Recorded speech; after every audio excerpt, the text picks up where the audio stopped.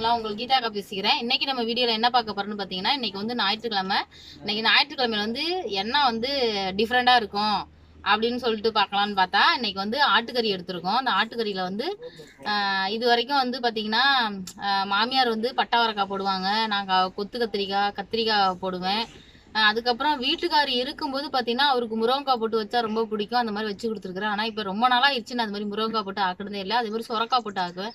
இன்னைக்கு வந்து முருங்கக்காய் மரத்துல காய்ச்சதுனால சரி நம்ம வந்து முருங்கக்காய் போட்டு ஆக்கலாம் அப்படின்னு சொல்லிட்டு அது வந்து சாதனா சாப்பிடக்கூடாது. அதனால சாதனாவுக்கு வந்து வேற ஏதாவது செஞ்சுக்கலாம். ரசம் வச்சு ஏதாவது முட்டை வறுத்துக்கணுமான்னு சொல்லிடுச்சு. அதனால சாதனாவுக்கு அதை செய்யலான்னு.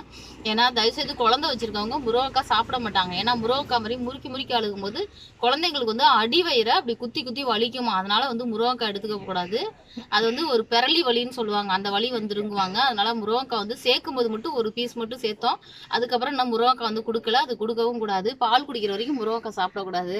அதனால வந்து இன்னைக்கு மற்றவங்க எல்லாத்துக்காகவும் போட்டு முருங்கக்காய் போட்டு ரொம்ப நாளா சாக்கிறதே இல்லை. இருந்தாலும் வீட்டில் இருந்து இப்போ எங்கள் அக்காக்கெலாம் அறுத்து கொடுத்தாச்சு. சரி நமக்கு ஒரு ஆசை செஞ்சு பார்ப்போம் அப்படின்றதுக்காக சரி வீடியோக்காகவும் டிஃப்ரெண்ட்டாக இருக்கட்டும் அப்படின்னு சொல்லிட்டு இன்னைக்கு வந்து முருங்கக்காய் போட்டு இதில் பாருங்க எங்கள் சித்தி எப்படி எட்டி பார்த்துட்டு இருக்கு. கறி குழம்புல வந்து ஆட்டுக்கறியில வந்து முருங்கைக்காய் போடக்கூடாது. ஏன் சித்தி போடக்கூடாது? கறியை முறிச்சிட்டு வாடையும் வராது. கறி வாடை வராதா சித்தி? சரி பரமேஸ்வரன் இன்னைக்கு நான் வச்சு தரேன், நீ சாப்பிட்டு பாரு. அதான் சொல்லுவாங்க, நான் வச்சு தரேன், நீ சாப்பிட்டு பாரு எப்படி இருக்குன்னு சொல்லு. எங்கள் சித்தி வீட்டில் வந்து இன்னைக்கு மீன் குழம்பு, மீன் வறுவல், சோறு வடிச்சிச்சா. அதனால என்ன சாப்பிட்றதுக்கு இப்போயே கூப்பிட்றாங்க. இங்கே இப்போ தான் சோறு வடிச்சிச்சு, குழம்பு வச்சிருச்சா இல்லையா சித்தி? குழம்பு கொதிச்சுட்டு தானே சித்தி? அப்படிங்களா தானே வருவலா? என்ன மீன்? சிலேபியா? சரி. அதனால இங்கே சித்தி சமைச்சிருக்காங்க. சித்தியோட அம்மா வந்திருக்காங்க அவருங்க அங்கே. அதனால் எங்கள் சித்தி வந்து இன்றைக்கி சீக்கிரம் சமைச்சிட்டாங்க. அதனால் நாங்கள் வந்து இனிமேல் தான் சமைக்க போகிறோம். கறி குழம்பு மீன் குழம்பெல்லாம் வேலைக்கு போகிறதுனால இன்றைக்கி வந்து எங்கள் சித்தி வீட்டில் இருக்காங்க, அவங்க அம்மா இருக்கனால. அதனால் வந்து 12 மணி ஆக்கிட்டாங்க. இல்லைன்னா காலையிலே சமைச்சு வச்சுட்டு போயிருப்பாங்க. வேலை இருந்துச்சு. நான் இப்போ போகலனால அவங்க அம்மா வந்திருக்கனால. அம்மா வந்திருக்கனால இல்லை. இங்கே இருக்க முருங்கக்காய் பிஞ்சு பாதி அறுத்தாச்சு, இன்னும் பாதி மட்டும் இருக்குது.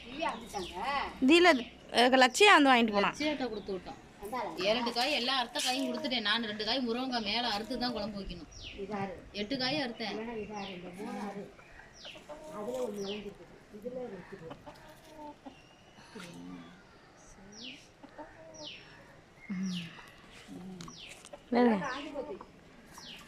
வரவக்கட்டை. ஆமாம் ஆமாம்.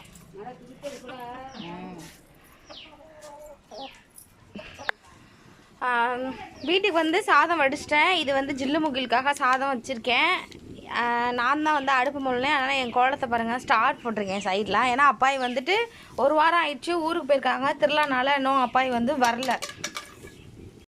நான் அடுப்பத்தை வச்சு கட்டி அடுப்பில் வச்சு எண்ணெய் ஊற்றிருக்கேன். இப்போ வந்து நம்ம பட்டைக்கிராம்பு போட்டுக்கலாம். அடுப்பு வந்து முன்னுக்கே வச்சா வச்சாச்சு.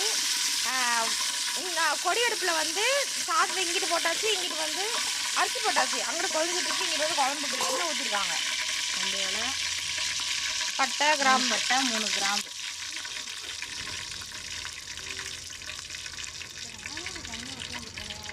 சின்ன வெங்காயத்தை வந்து மிக்சியில் ஒரு ஓட்டு ஓட்டியிருக்கேன்.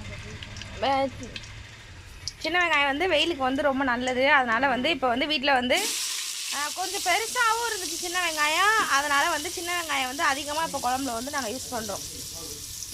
ஏன்னா இதுவும் கம்மியாக தானே இருக்குது. இதுவும் 30 ரூபா தான், இதுவும் 30 ரூபா தான் விற்கிது. பரவாயில்ல, அதுக்கு சின்ன வெங்காயமே வச்சுக்கலாம் அப்படின்னு. ஆமாம், சின்ன வெங்காயம் பெரிய வெங்காயம் ரெண்டும் ஒரே ரேட்லேயே விற்கிது. ஆஹா, பெரிய வெங்காயம் வந்து 4 கிலோ 100 ரூபா, சின்ன வெங்காயம் வந்து 3 கிலோ 100 ரூபா. அதனால் வந்து சின்ன வெங்காயமும் வாங்கி வச்சாச்சு.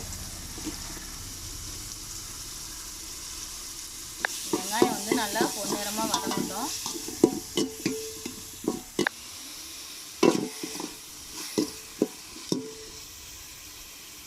வதங்கிடுச்சு. இப்போ நம்ம வந்து 2 பழம் பெரிய பழமாக தக்காளி அரைஞ்சிட்டு இப்போ நம்ம தக்காளியை போட்டுக்கலாம்.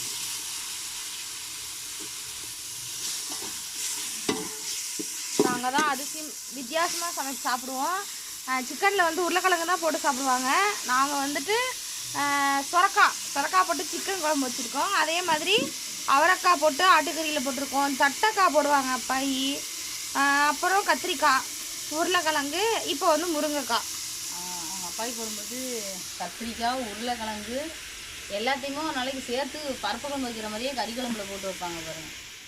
அதில் கறி இல்லைனாலும் ரொம்ப பிடிக்கும், அதனால அது மாதிரி அவங்க செய்வாங்க. அப்பாய் வந்து சாம்பாருக்காக இருக்கட்டும் எந்த குழம்பா இருக்கட்டும் நிறைய காய் தான் போட்டு வைப்பாங்க. இப்போ நம்மளாம் ஒன்று தான் போட்டு வைப்போம். ஆனால் அப்பாய் அப்படில உருளைக்கிழங்கு உருளைக்கிழங்குலாம் நாங்கள் சாம்பாரில் போட மாட்டோம். ஆனால் அப்பாய் வந்து உருளைக்கிழங்கு தான் சாம்பாரில் போடுவாங்க. போட்டிருக்கேன். இப்போ ஒரே ஒரு பச்சை மிளகா மட்டும் போடுறேன். ஏன்னா பச்சை மிளகா வந்து வெயிலுக்கு வந்து ஜாஸ்தி யூஸ் பண்ணக்கூடாது, அது வந்து வயிறு புண்ணாகும். அதனால் ஒரே ஒரு பச்சை மிளகா மட்டும் போட்டிருக்கேன். இப்போ நம்ம இதை வதங்கியாச்சு. இப்போ நம்ம வந்து இஞ்சி பூண்டு பேஸ்ட் வந்து ஒரு ஸ்பூன் போடுறேன்.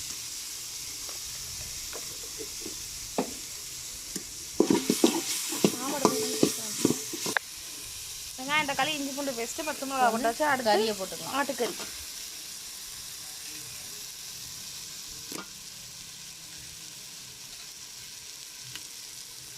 கொஞ்சம் கறியை வந்து 1/2 கிலோ தான் எடுத்தேன். இருந்தாலும் வந்து இங்கே யாரும் சாப்பிட மாட்டாங்க. மாமியார் ஊருக்கு போனவங்கன்னா வரல. இப்போ வந்து நானும் சாதனா வந்து பிரியங்க நம்ம 3 பேர் தான் இருக்கோம். அதனால் 3 பேர் நான் சாப்பிட மாட்டேன். மாமா ஒரு ஆள். நாங்கள் வந்து குருமா வச்சுக்கலாம்னு கொஞ்சம் கறி வச்சு வச்சாச்சு. இட்லி குருமா. ஆமாம் நான் நீ தக்கம் நான் உப்பு போட்டுக்கிறேன். தேவையான அளவு உப்பு போட்டுக்கிறேன். நம்ம நல்லா வதங்கணும்னா வந்து கொஞ்சம் தண்ணியை ஊற்றி இப்போ நம்ம வந்து நல்லா வேக வச்சுக்கலாம். மல்லி கருவேப்பிலை வாங்கிட்டு வந்துருக்கேன், வாங்கிட்டு வந்துட்டா போட்டுருவோம். இல்லைன்னா இன்றைக்கி மல்லி கருவேப்பிலை இல்லை, கருவேப்பிலை இருந்துச்சு, அதை மட்டும் இப்போ போடுறேன். தேவையான அளவு மஞ்சத்தூள் போட்டுக்கலாம். வந்து நான் தண்ணி ஊற்றி நல்லா வந்து கறி வேகணும்.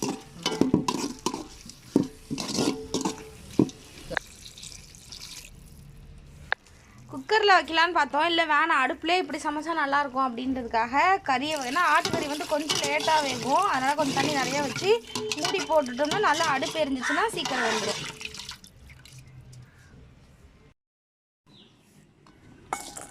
இப்போ தேங்காய் வந்து எண்ணெயில் போட்டு வறுத்தாச்சு. என்னென்ன போட்டிருக்கோன்னு பார்த்தீங்கன்னா சோம்பு, ஜீரகம், மிளகு, தேங்காய். இதை இப்போ நம்ம மிக்சியில் அரைச்சிட்டு வந்துக்கலாம். அதுங்களையும் அங்கே வந்து கறி வந்து வெந்துருச்சு, நல்லா வெந்துருச்சு. கொஞ்சமாயிடுச்சு. தேங்காய் வந்து அரைச்சிட்டு வந்துட்டேன். அதுக்கப்புறம் வந்து நான் ரொம்ப நாளாக சொல்லியிருக்கேன் இந்த மாதிரி எனக்கு அப்போ வந்து நாங்கள் வந்து சாம்பார் வச்சுட்ருப்போம். டக்குன்னு வந்துட்டு முருங்கைக்காய் அறுத்துட்டு வந்து சமைப்போன்னு கேட்டேன். இப்போ அதே மாதிரியே அங்கே வந்து குறைஞ்சிட்டு இருக்க டைமில் முருங்கைக்காய் அறுக்கல. நான் இப்போ தான் வந்து முருங்கைக்காய் அறுக்க போகிறேன்.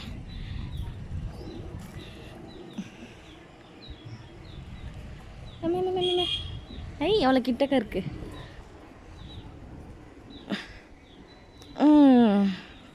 ஏற்கனவே ஒரு முருங்கைக்காய் அறுத்தாச்சு. ஏன்னா அக்கா வீட்டுக்கு கொடுத்துட்டு மீதி வச்சாங்க. இது வந்து அம்மா வந்து பிஞ்சா போடணும்னு நாங்கள் பாருங்க, நல்லா லென்த்தாக இருக்குது.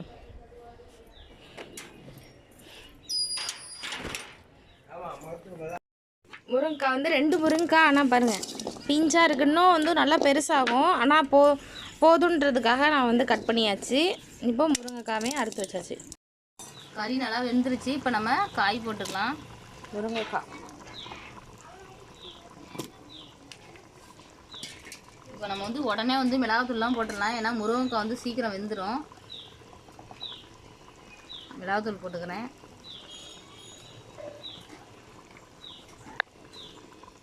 கொத்தமல்லி தூள் வந்து 1 ஸ்பூனு கொஞ்சம் போட்டுக்கிறேன்.